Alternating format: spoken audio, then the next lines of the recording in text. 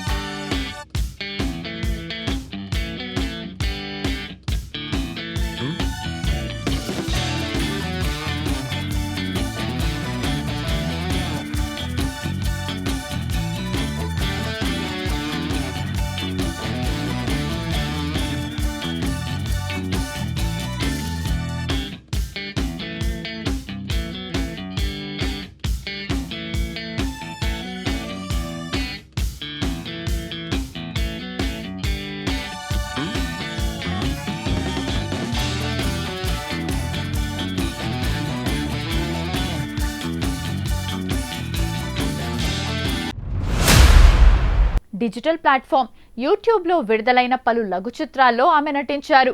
ముఖ్యంగా ఉప్మా వర్సెస్ పొంగల్ వంటి short films ఆమెకు సోషల్ మీడియాలో మంచి క్రేజ్ తెచ్చిపెట్టాయి. ఆమె క్యూట్ లుక్, సహజమైన నటనకు యువత ఫిదా అయ్యారు. పూజిత 2017లో తుంటరి సినిమాతో టాలీవుడ్లోకి అడుగుపెట్టారు. ప్రారంభ చిత్రాలు దర్శకుడు, మన సమ్మోహనం వంటి చిత్రాల్లో నటించి తన నటనతో మెప్పించారు. గుర్తింపు పొందిన సినిమాలు సుకుమార్ నిర్మాణంలో వచ్చిన దర్శకుడు సినిమా ఆమెకు నటిగా మంచి బ్రేక్ ఇచ్చింది. ఇక ఆ తర్వాత రంగస్థలం వంటి బ్లాక్ బస్టర్ హిట్ సినిమాలో చిన్న పాత్ర అయినప్పటికీ తన ఉనికిని చాటుకున్నారు. పూజిత కేవలం గ్లామర్ పాత్రలకే పరిమితం కాకుండా వైవిధ్యమైన కథలను ఎంచుకున్నారు. ఓ పిట్ట కథ ఈ సినిమాలో ఆమె పోషించిన పాత్రకు విమర్శకుల ప్రశంసలు దక్కాయి. కల్కి రాజశేఖర్ ప్రధాన పాత్రలో నటించిన కల్కిలో పూజిత ఒక కీలకమైన పాత్రను పోషించి మెప్పించారు. బ్రాండ్ బాబు ఈ చిత్రంలో కూడా ఆమె నటన ప్రేక్షకులను ఆకట్టుకుంది. పూజిత తన అందం మరియు అభినయంతో ప్రేక్షకులను ఆకట్టుకుంటున్నారు. ట్రెడిషనల్ వర్సెస్ మోడర్న్ ఆమె చీరకట్టులో ఎంత అందంగా కనిపిస్తారో వెస్ట్రన్ డ్రెస్సుల్లో అంత స్టైలిష్గా కనిపిస్తారు. పూజిత మంచి డాన్సర్ కూడా. తన సినిమాల్లోని సాంగ్స్ ద్వారా ఆమె తన డాన్సింగ్ స్కిల్స్ ప్రదర్శించారు. సినిమాలు కాకుండా పూజితకు ఇతర వ్యాపకాలు కూడా ఉన్నాయి. ట్రావెలింగ్, కొత్త ప్రదేశాలను సందర్శించడం ఆమెకు చాలా ఇష్టం. యోగా, ఫిట్నెస్ నిత్యం యోగా చేస్తూ తన ఆరోగ్యాన్ని మరియు ఫిట్నెస్ను కాపాడుకుంటారు. పుస్తకాలు ఖాళీ సమయాల్లో పుస్తకాలు చదవడం ఆమె అలవాటు. పూజిత సోషల్ మీడియాలో చాలా చురుగ్గా ఉంటారు. తన వ్యక్తిగత ఫోటోషూట్స్, సినిమా అప్డేట్స్ను ఇన్స్టాగ్రామ్ ద్వారా అభిమానులతో పంచుకుంటారు. వివాదాలకు దూరంగా ఉంటూ తన పని తాను చేసుకుంటూ వెళ్లటం ఆమె ప్రత్యేకత. ప్రస్తుతం పూజిత తెలుగుతో పాటు ఇతర భాషల్లో కూడా అవకాశాల కోసం ప్రయత్నిస్తున్నారు. కేవలం హీరోయిన్ పాత్రలే కాకుండా కథలో ప్రాధాన్యత ఉన్న సహాయ నటి పాత్రలను కూడా ఆమె అంగీకరిస్తున్నారు.